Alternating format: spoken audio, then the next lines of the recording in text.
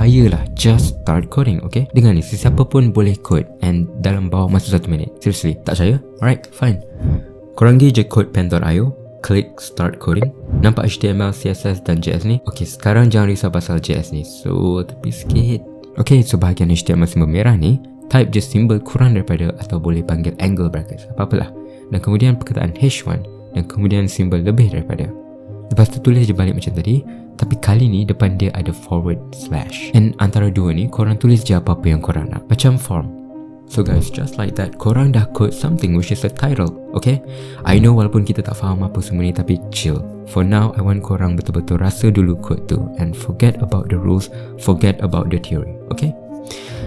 Now, ni macam bosan sikit. So, jom tambah satu lagi benda which is a button with the word click me, not block me, okay? Again, for now, jangan risau pasal macam mana semua ni berfungsi atau apa dia buat. Sekarang mungkin butang ni nampak kurang menarik, ya? Tak apa. Sebab sekarang kita akan masukkan CSS, yang logo biru tadi, untuk tukar penampilan gaya HTML. So, nampak butang hodoh ni? Di tab CSS, kita akan masukkan balik perkataan button tu semula and make sure dia sepadan dengan apa yang kita ada di sini. And masukkan simbol open curly brace and close curly brace. Dalam ni, kita akan tulis background color, colon, and then something like blue, dan akhiri dengan semicolon. And cuba tengok kalau ada apa-apa yang ubah.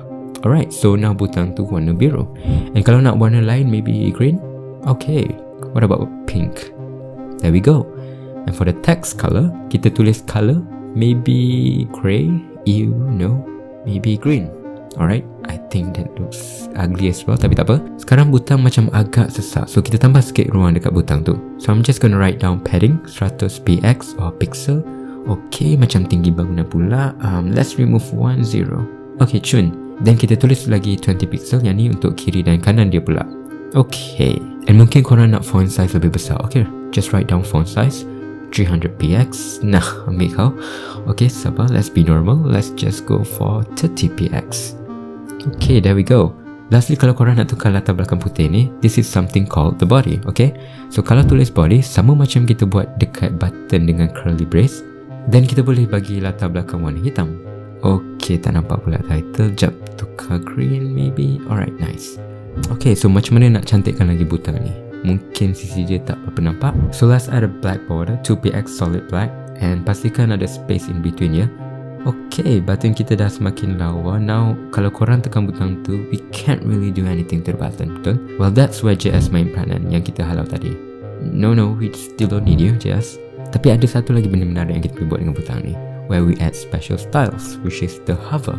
So, add the button and perkataan hover. And dalam ni, apa-apa yang kita tulis akan ubah bila kita hover mouse kita kat situ. Okay, still, ni cuma butang. Apa yang best sangat pasal benda ni? Well, my friend, I'm glad you asked. What about this cool bird where you have dia bangun setiap kali kita hover? Atau butang heart counter ni? How about lampu neon yang menyala? Or you guys minat sunrise? Or you know what? You can even impress a crush dengan hanya main tekan-tekan butang ni. Seriously, you guys can do whatever yang korang imagine. You just right now have to know what to do and how to do it. That's basically it. Tapi bagi yang first time coding, I get it, korang mungkin ada berjuta-juta soalan, which is fine. Bab ni hanya sekadar nak bagi korang rasa dulu coding before we go into the theory part, di mana kita akan belajar tentang semua properties dan banyak lagi lah projek-projek web development yang lebih kompleks, alright? So, that's it for now. Jaga diri and I'll see you guys in the next one. Happy coding!